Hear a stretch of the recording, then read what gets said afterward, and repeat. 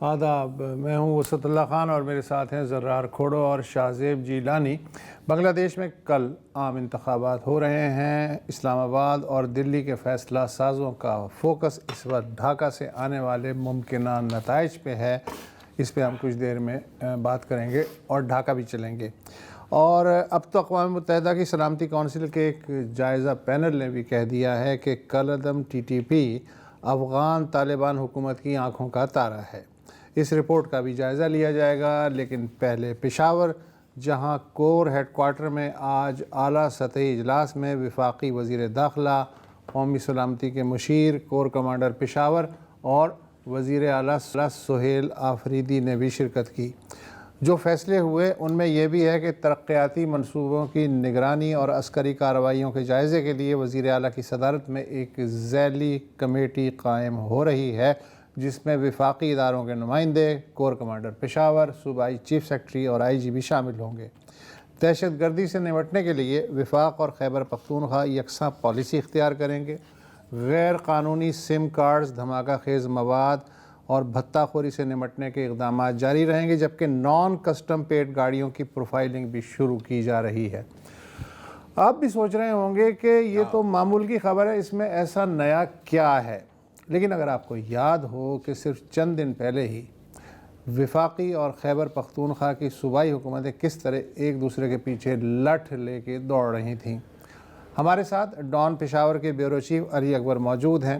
علی اکبر صاحب، کل برسوں کی ہی بات ہے کہ وزیر اعلیٰ سہیل آفریدی پہ وفاقی وزراء کی جانب سے شدید لفظی گولہ باری جاری تھی۔ وزیر اعلیٰ کو دہشت گردوں کا ہم نوا، اسمگلروں کا سرپرست اور جانے کیا کہا جا رہا تھا۔ اب یکا ایسا میں ایک اضافہ یہ کرنا چاہ رہا تھا کہ DGISPR کی پریس کانفرنس بھی ہوئی تھی۔ ہاں ہوئی تھی، آپ کو یاد ہو؟ ہاں، اس میں نقش و نقش کئی باتیں کی۔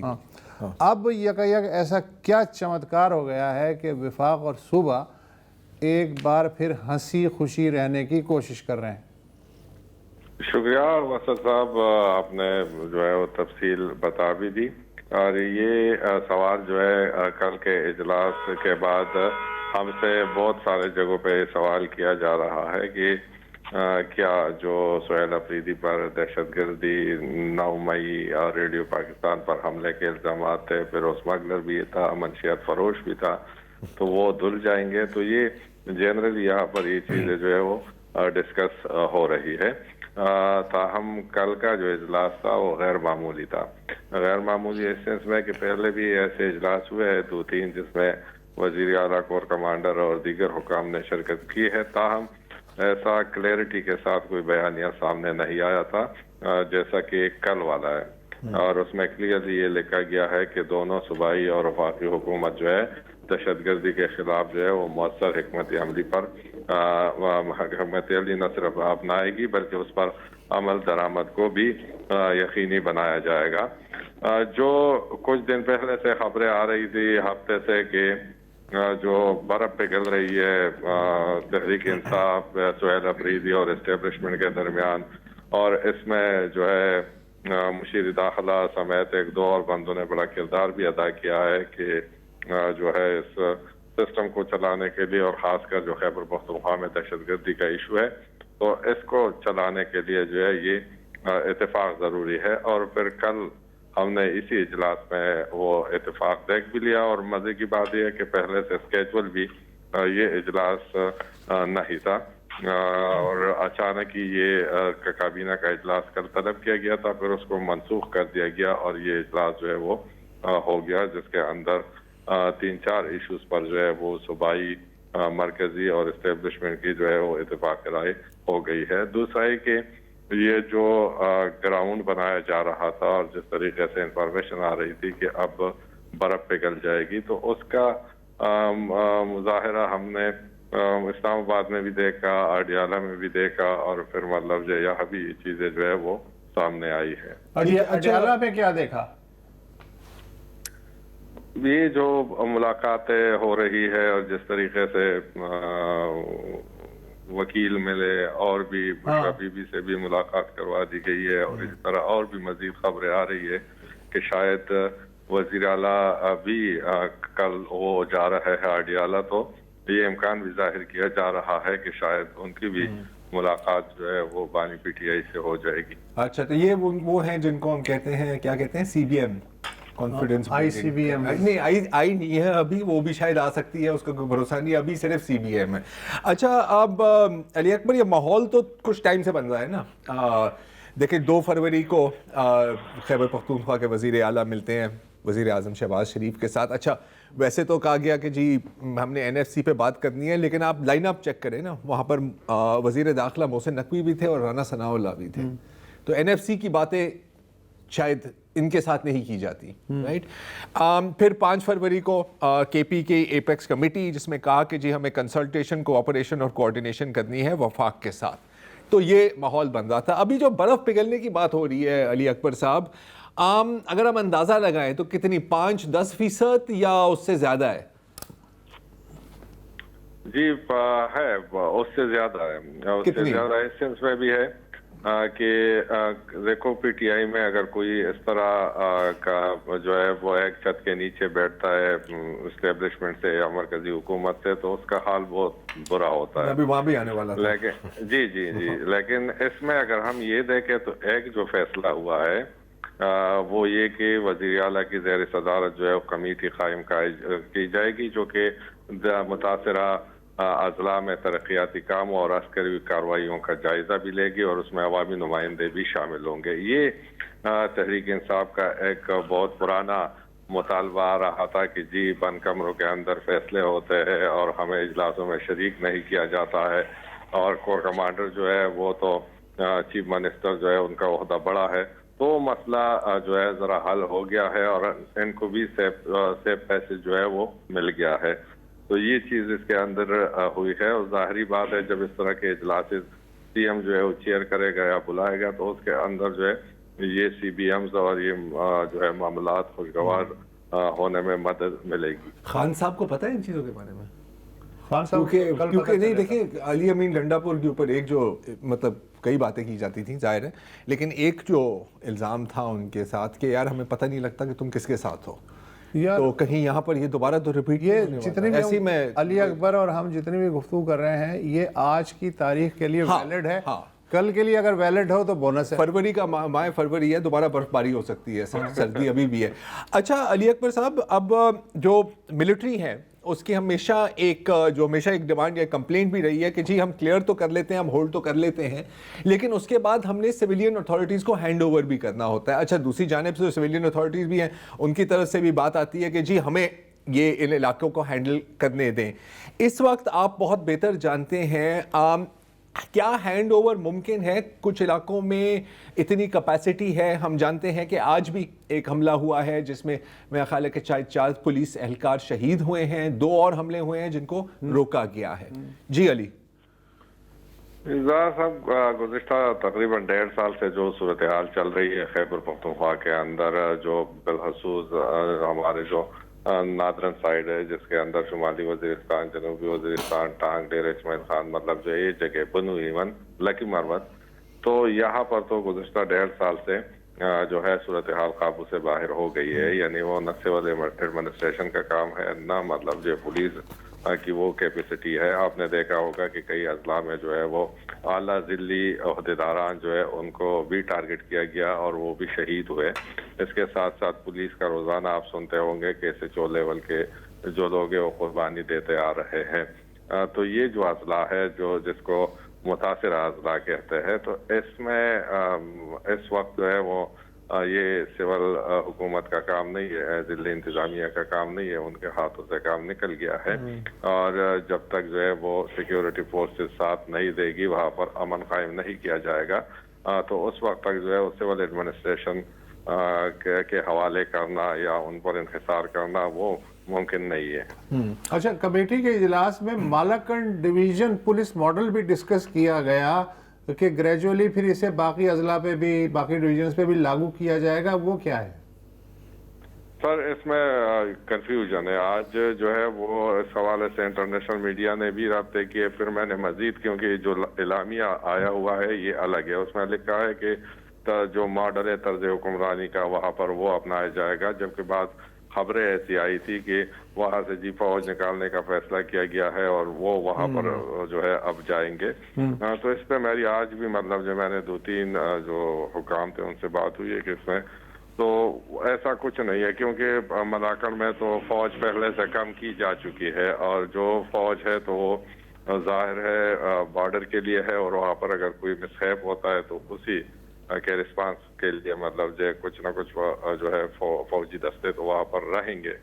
ताहम जो उन्होंने पैटर्न अपनाने का वो किया हुआ है, मुझे ये लग रहा है कि जिस तरीके से सवात का ऑपरेशन सबसे बड़ा ऑपरेशन था और जो है फिर वो कामयाबी से भी हमकिनार हुआ और उस वक्त जो सारे इख्तियारात थे या जो भी कंट्रोल था वो आर्मी के पास था और फिर आहिस्ता आहिस्ता उनको जो है वो सिविल इंतजामिया के हवाले कर दिया। तो यहाँ पर भी उनका जो इशारा या खुल के नहीं बताया हुआ यही है कि फिलहाल जो है इन जगहों पे मुतासर अजला में अस्करी कार्रवाइयाँ की जाएंगी और बाद में जो है जब हालात ठीक हो जाएंगे तो वो सिविल एडमिनिस्ट्रेशन के हवाले कर दिए जाएंगे, जैसा कि मलाकंड में किया है। तो इससे जो है मेरी अपनी जाती राय ये है कि सर यही जो है राय दी जा सकती है कि वहाँ पर फिर अब ये ऑपरेशन की तरफ जाएंगे और फिर जब हालात ठीक हो जाएंगे तो मलाकन मॉडल का उन्होंने लफ्ज इस्तेमाल किया हुआ है। दूसरा है कि वहाँ पर इन्होंने प्रोफाइलिंग की है जो नॉन कस्टम प्लेट गाड़ियाँ है जो मलाकन में की है, तो इन एरियाज में भी बहुत ज्यादा है और जो है ये भी वक्तन फवक्तन ISPR ने भी कहा है कि हर दहशतगर्दी के वाक़े में कोई ना कोई जो NCP गाड़ी है वो इस्तेमाल होती है, तो उसकी तरफ भी वो जाएंगे। तो यही इक़दामात जो है उन्होंने बताया कि मतलब मलाकन पैटर्न पर हम इन अजला को जो है वो इस्तेमाल करेंगे। अच्छा, एक आखिरी सवाल अली अकबर, वो ये है कि मतलब हमने देखा है कि अगर कहीं गलती से कोई PTI का रहनुमा किसी वफाक के रहनुमा या नून लीग के रहनुमा के साथ शादी पे भी मिल ले, उनकी तस्वीर खिंच जाए साथ में, तो फिर जो यकीनन सोशल मीडिया पर और बड़ी प्यारी प्यारी बातें की जाती हैं उसके बारे में इस वक्त जो थोड़ी सी जो बर्फ पिघल रही है, हम जो भी इसे कहें, PTI के लीडर्स और कारकुनान से क्या आपको रिएक्शन मिल रहा है? मतलब ठीक है इसके साथ ये, क्योंकि अभी तक मैंने नहीं देखा कि कोई तूफान बदतमीजी शुरू हुआ हो सुहेल अफरीदी के खिलाफ। जो अली अमीन के वक्त में होता था और वो होता था, उससे अगर हम कंपेयर करें तो मतलब जो तकरीबन 5% आप कह सकते हैं कि 2 से 5% लोग ऐसे होंगे, ऐसा कुछ अभी तक नजर नहीं आ रहा। और उसकी वजह यह है कि खान से मुलाकातों का सिलसिला रुक गया है, क्योंकि उन दिनों में तो हर कोई जाके मिल लेता था और फिर बाहर आके अपनी जो है बात कर जाता था, जो उनके मुखालिफ होते थे तो उनके खिलाफ बात करते थे, तो उसी से सूरत हाल खराब हो गई थी। चूंकि अभी तक खान तक एक्सेस नहीं है तो मेरे ख्याल में इस तरह की कोई चीज अभी सामने नहीं आया। मुलाकातों का सिलसिला शुरू होगा तो फिर वही सूरत हाल शुरू हो जाएगी जो अली अमीन के साथ थी। ठीक है, मैं इसको इस तरह क्लिप करूंगा कि ऐसे लगेगा कि अली अकबर साहब कह रहे हैं कि जब तक खान से मुलाकात ना हो ना तो तब चीज़ें सही चलती रहेंगी। शुक्रिया अदा कर लें। शुक्रिया अली अकबर साहब, और इजाज़त ले लें। Thank you. एक वक्फा लें। हाँ, वेलकम बैक। अफ़गानिस्तान में जो सूरत हाल पैदा हो गई है उससे उसको देखकर सिर्फ पाकिस्तान और वस्ती एशिया के ममालिक फ़िक्रमंद नहीं है, बल्कि ये खदशा भी है कि कहीं इस खत्ते से जो अफ़गानिस्तान में जो दहशतगर्द तंजीमें पल रही हैं उनका फुटप्रिंट इस खत्ते से बाहर भी एक्सपैंड हो सकता है।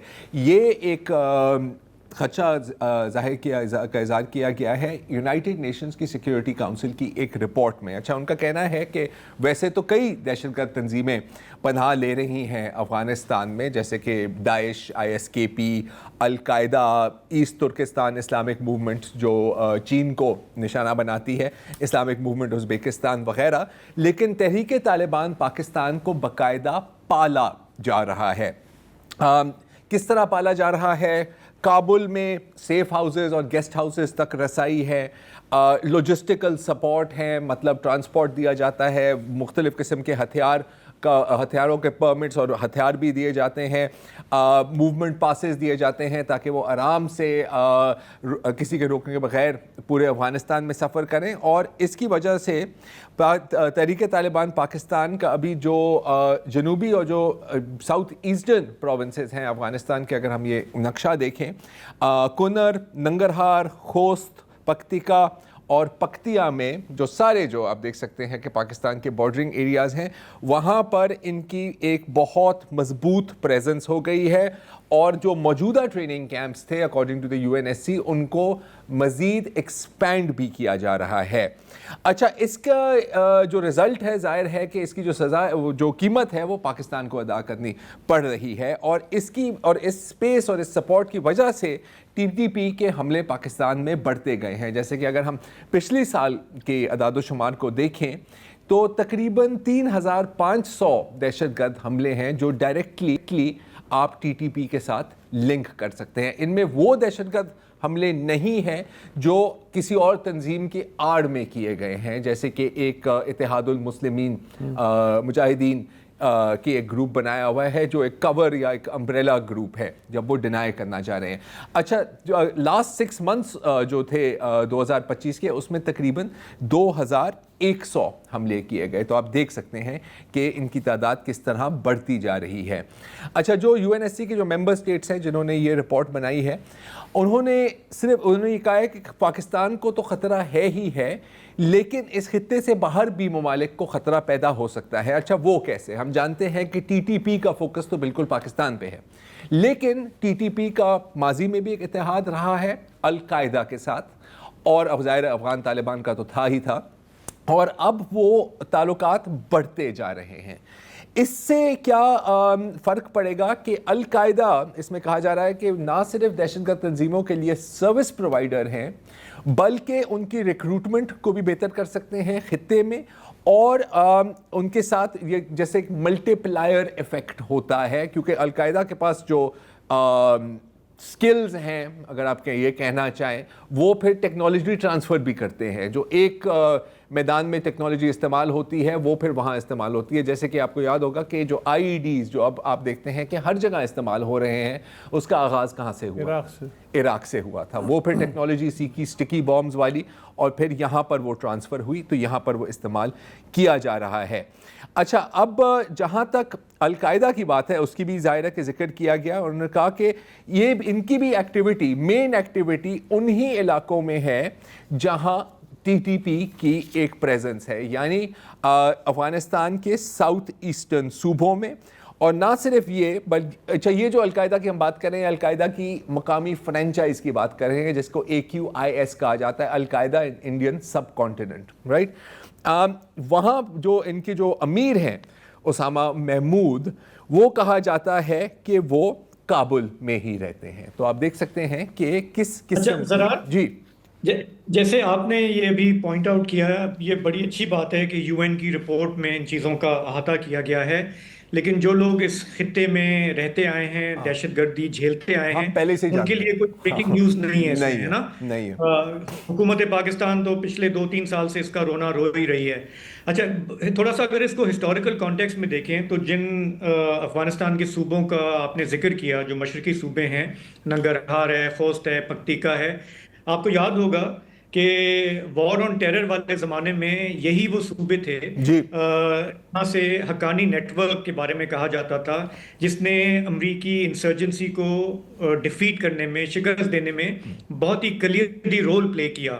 امریکنز نے سر توڑ کوششیں کر لیں، نیٹو نے کر لیں، لیکن یہ حقانی نیٹ ورک کے لیے آپ کو یاد ہوگا اس زمانے میں بار بار کہا جاتا تھا کہ ان کے سیف ہیونز جو ہیں وہ پاکستان میں ہیں اور وہ امریکیوں کے خلاف برسر پیکار ہیں۔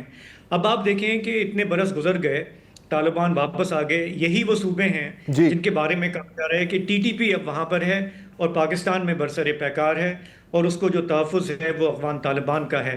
اس رپورٹ میں جیسے آپ نے پوائنٹ آؤٹ بھی کیا، بہت سارے گروہ ہیں افغانستان میں، لیکن TTP کو پریفرینشل ٹریٹمنٹ ہے بنسبت دوسرے گروہوں کے، ان کے جو ہے فیسیلیٹیشن ان کی زیادہ ہے، ان کے لیے نرم رویہ ہے افغان طالبان کا۔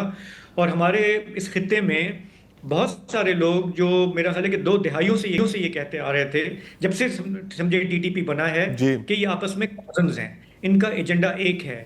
اگر کوئی یہ سمجھتا ہے کہ جو پاکستان والے ہیں وہ بھائی ہیں، بھٹکے ہوئے ہیں، اور ادھر والے فلانے ہیں، تو وہ فرق ختم ہو گیا۔ ہاں، وہ غلط فہمی ہے آپ کی۔ جی ہاں، وہ جو ہے وہ جس کو بھی تھی یہ غلط فہمی، وہ ثابت ہو گیا کہ جی کہ یہ یہاں کے لوگوں کا جو بارڈر ایریاز میں رہتے ہیں ان کا اپنا شعور، ان کی اویئرنیس جو ہے وہ زیادہ بہتر تھی بنسبت جو ہمارے جو لوگ اپنے آپ کو اس میں ایکسپرٹ سمجھتے ہیں اور ادھر ادھر کی بات کر رہے ہوتے ہیں.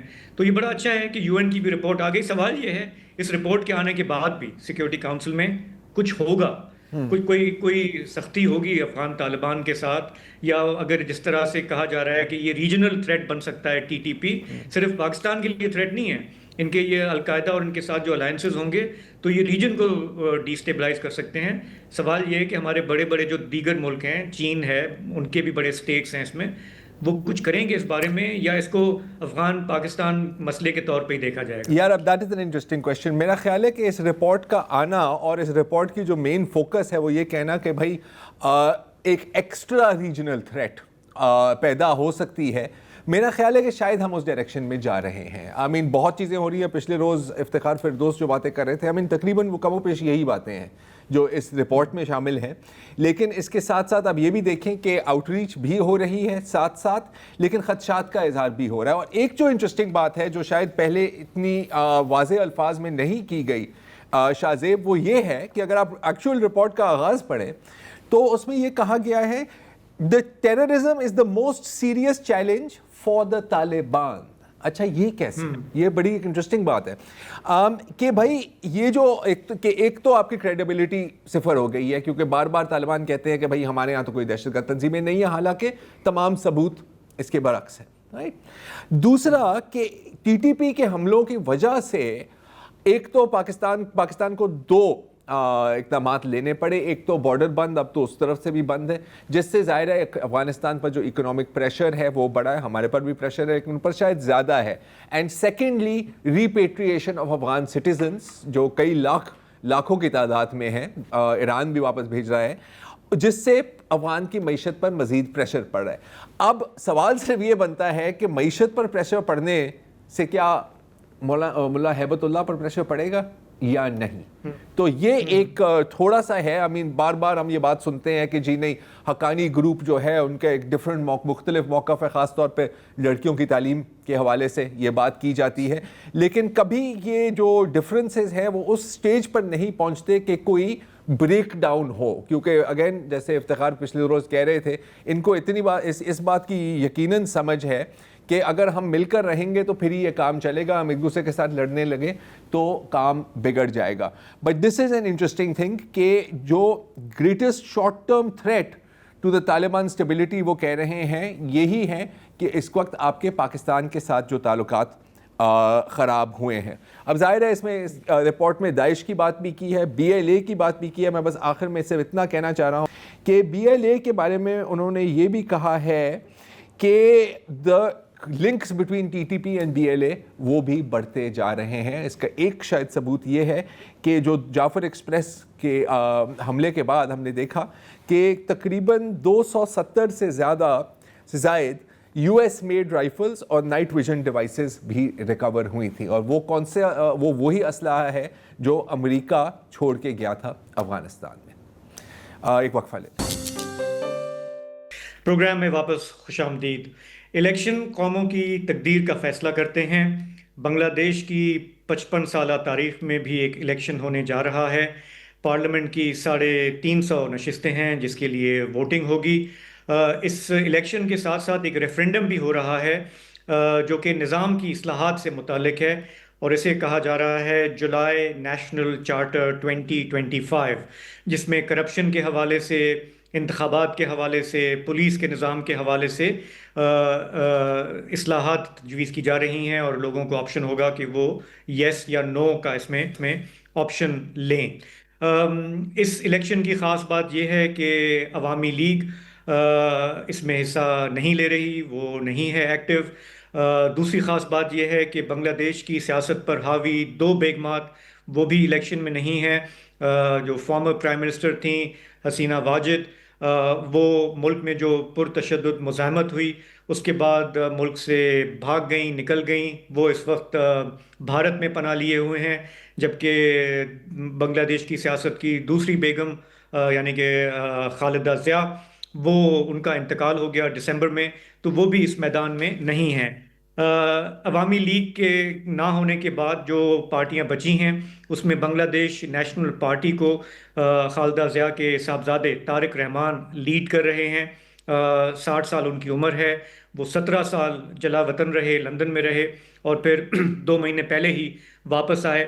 اس وقت ان کا الائنس ہے, انتخابی الائنس ہے 10 جماعتوں کے ساتھ, اور کہا جا رہا ہے کہ وہ اس وقت لیڈ میں ہیں. دوسرا بڑا جو انتخابی اتحاد ہے اسے لیڈ کر رہی ہے جماعت اسلامی پارٹی, جس کے لیڈر ہیں شفیق الرحمان. جماعت اسلامی پر پچھلے دور میں پابندیاں تھیں. ان کے کم از کم 5 عمر رسیدہ لیڈرز کو عوامی لیگ کے دور میں پھانسی پہ چڑھا دیا گیا تھا. ان پر الزامات تھے کہ سن 71 کے ٹائم پہ انہوں نے جنگی جرائم کمٹ کیے ہیں. جماعت اسلامی کا اتحاد جن پارٹیوں سے ہے اس میں نیشنل سٹیزن پارٹی شامل ہے, نوجوانوں کی وہ پارٹی جس نے جولائی اگست 2024 میں گورنمنٹ کے خلاف ایک بھرپور مہم چلائی اور جس کے نتیجے میں گورنمنٹ ٹاپل ہوئی اور 1.5 سال کے بعد اب الیکشن ہونے جا رہے ہیں. جماعت اسلامی اور اس کی جو اتحادی پارٹی ہے نیشنل سٹیزن پارٹی, کہا جا رہا ہے کہ سب سے زیادہ جوش جذبہ اصلاحات کے لیے ان میں ہے. وہ ان کی جو جماعت اسلامی کی جو خواتین ونگ ہے وہ بہت ایکٹیو ہے, اور ساتھ ہی جامعات میں یعنی کہ یونیورسٹیز میں بڑے متحرک ہیں اس کے لوگ. تو اسی طرح اور بھی پارٹیاں ہیں, لیفٹ کی پارٹیاں ہیں. بنگلہ دیش میں کہا جاتا ہے کہ لوگ بہت جذباتی ہیں سیاست کے لیے. تھوڑا وہاں کا ایک ٹیسٹ لیتے ہیں کہ الیکشن سے پہلے کیا موڈ ہے. ماجد نظامی صحافی ہیں, پروگرام میں آتے رہتے ہیں, ڈھاکہ میں موجود ہیں, اور وہ بتا رہے تھے کہ کوئی پاکستان سے 40 کے لگ بھگ صحافی اس وقت موجود ہیں بنگلہ دیش کا الیکشن کور کرنے کے لیے. بڑی اچھی بات ہے کہ پاکستانی صحافی جو ہیں وہ اپنے ملک سے باہر بھی دیکھیں کہ الیکشن کیسے ہوتا ہے, کیسے کور ہوتا ہے. ماجد, پروگرام میں آپ کا خیر مقدم.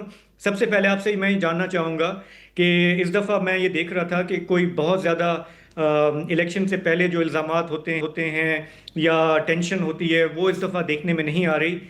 شاید اس کی بڑی وجہ یہ ہے کہ جو عوامی لیگ ہے وہ میدان میں ہے ہی نہیں. کیا اس بات کی وجہ سے کچھ الیکشن پھیکا پھیکا ہے, یا آپ جس طرح باہر دیکھے ہیں آپ نے کیا آبزرو کیا ہے؟ جی بہت شکریہ. میرا کہ الیکشن پھیکا پھیکا تو نہیں ہے لیکن پرامن ضرور ہے. اس کی وجہ یہ کہ جو نمبرز ہم دیکھ رہے ہیں وہ بڑے اہم بھی ہیں اور انٹرسٹنگ بھی ہیں. پچھلے 2 مہینے میں تقریباً 70 دن کے اندر یہاں پر انتخابی معاملات میں جو جھگڑے ہوئے ہیں ان میں 6 لوگ جان سے گئے ہیں, جبکہ تقریباً 500 سے 600 کے زخمی ہونے کی اطلاع ہے. یہ نمبر تو ایک لحاظ سے بہت بڑا لگتا ہے, لیکن جب ہم اس کو اگست کے مظاہروں سے اور جولائی کے مظاہروں سے کمپیئر کرتے ہیں تو اس وقت جو لوگ مارے گئے تھے ان کی تعداد ان آفیشلی 500 سے زیادہ تھی اور آفیشلی 250 سے زیادہ تھی, اور تقریباً 8 سے 10 ہزار لوگ زخمی ہوئے تھے.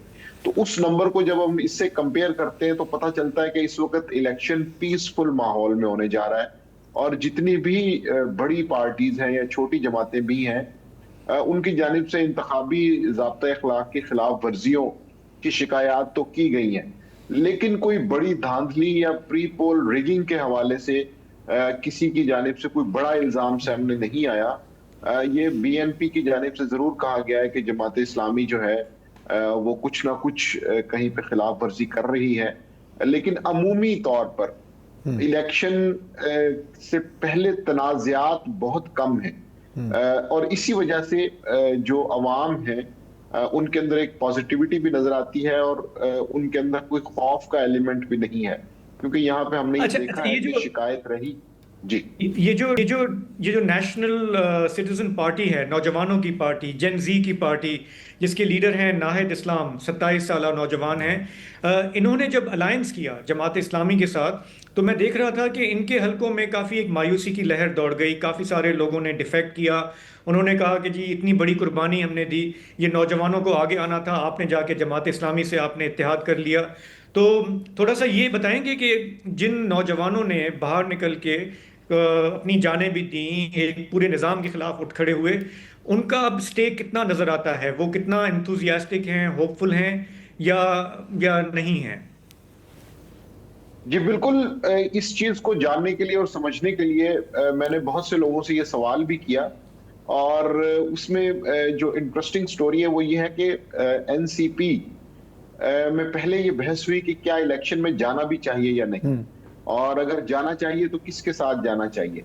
तो उसमें जो बड़ा इशू है वो ये है कि बीएनपी की जानिब से उन्हें कोई सूटेबल ऑफर नहीं दी गई, बल्कि बीएनपी कॉन्फिडेंट थी कि हमें आपकी जरूरत ही नहीं है।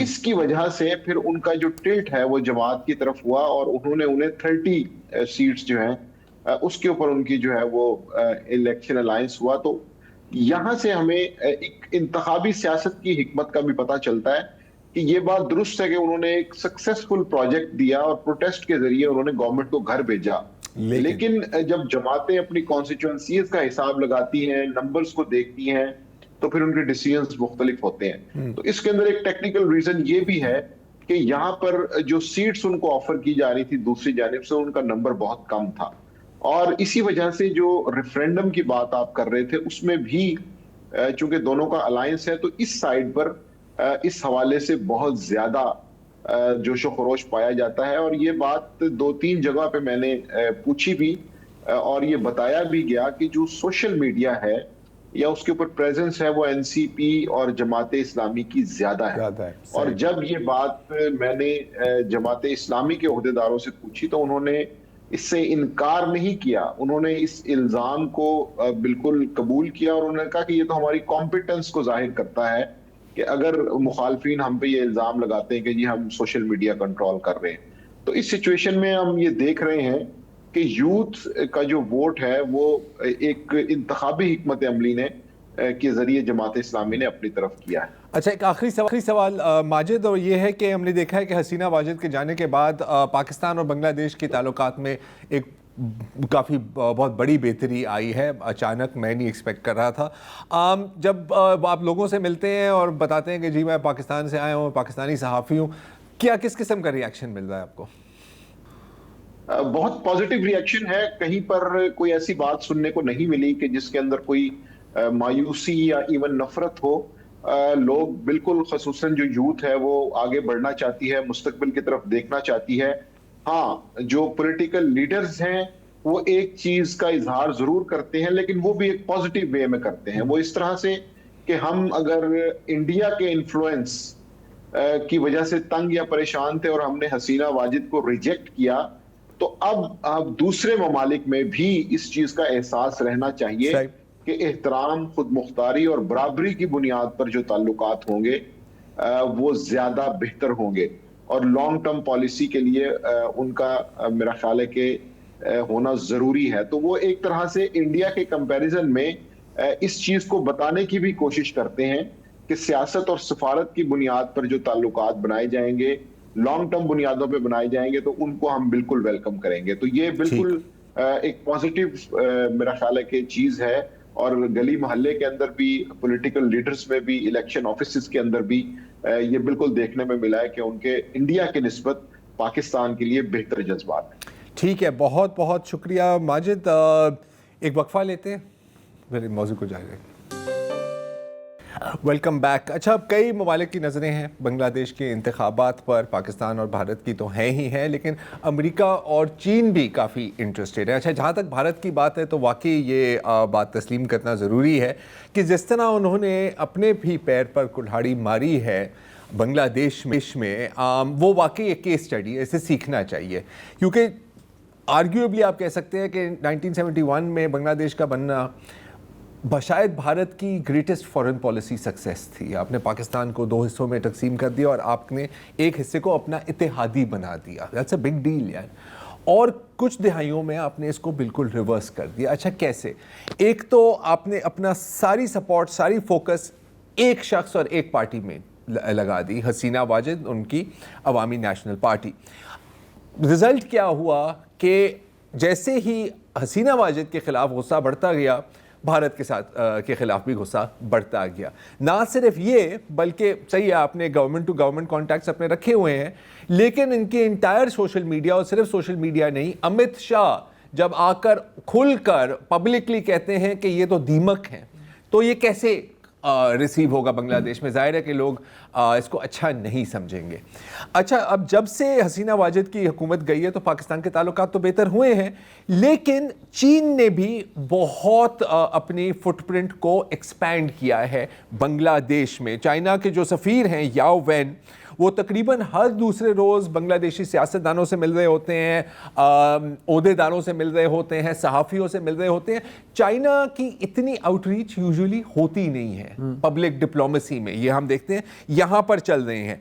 अच्छा, बिलियंस ऑफ डॉलर्स के इंफ्रास्ट्रक्चर प्रोजेक्ट्स पर बात हो रही है, मिलियंस ऑफ डॉलर्स का काम शुरू भी हो गया है। तो वो कुछ बहुत एक ओपन प्रोजेक्ट्स हैं और कुछ फिर अंदर खानी बातें भी हो रही हैं, और फिर जाहिर है कि JF-17 की बात भी हो रही है जिसमें पाकिस्तान भी शामिल है। अच्छा, अमेरिका को कुछ हद तक इससे तशवीश भी है, क्योंकि है तो वो चाइना का स्ट्रेटेजिक राइवल कई लिहाज से। तो जो यूनाइटेड स्टेट्स की जो अप्रोच है, जैसे आपको पता है कि चीन ने एक अग्रीमेंट बनाई है बांग्लादेश के साथ भारत के बॉर्डर के नज़दीक एक ड्रोन फैक्ट्री कायम करने की। तो अमेरिका को खदशा है कि यार कहीं ये बिल्कुल ही फ्लिप ना हो जाए on to the Chinese side. तो अमेरिका भी कह रहा है कि नहीं जी, अगर आपको असला चाहिए और या हमारे किसी दोस्त यार से आपको असला चाहिए तो भाई है ना, आप मुझे बताएं, हम करा देंगे, हम आपके साथ ये पार्टनरशिप करेंगे, वो पार्टनरशिप करेंगे। अच्छा, एक लिहाज से बांग्लादेश के लिए बड़ी आइडियल सिचुएशन है, क्योंकि दोनों पावर्स आपको वो कर रही हैं, आप इनसे भी प्रोजेक्ट लगवा सकते हो, उससे भी प्रोजेक्ट लगवा सकते हो।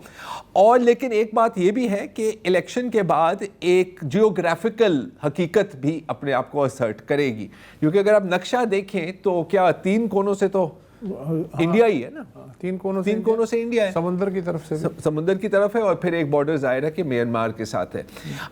तो कुछ भी हो, घूम फिर कर आपको भारत के साथ ताउन तो करना ही है। लेकिन अगेन आई थिंक कि नंबर 1 स्टम्बलिंग ब्लॉक इसमें ढाका नहीं होगा, इसमें न्यू दिल्ली होगा, क्योंकि जो अग्रेसिव और एक तरह से ultra nationalist foreign policy Modi और लेजर आइज वाले जयशंकर साहब ने अपनाई हुई है, it is a great way to lose friends and win enemies. Zarar, लेकिन एक चीज जिसकी तरफ माजिद भी अभी इशारा कर रहे थे, वो ये थी कि हमारा भी कभी कभी हमें भी थोड़ा सा कॉशियसली आगे चलना होगा। हम अक्सर ये कहते थे अफगानिस्तान के लिए कि बस ये तो हमारे काबू में है, और हमने देख लिया कि वो रिश्ते कैसे हो गए।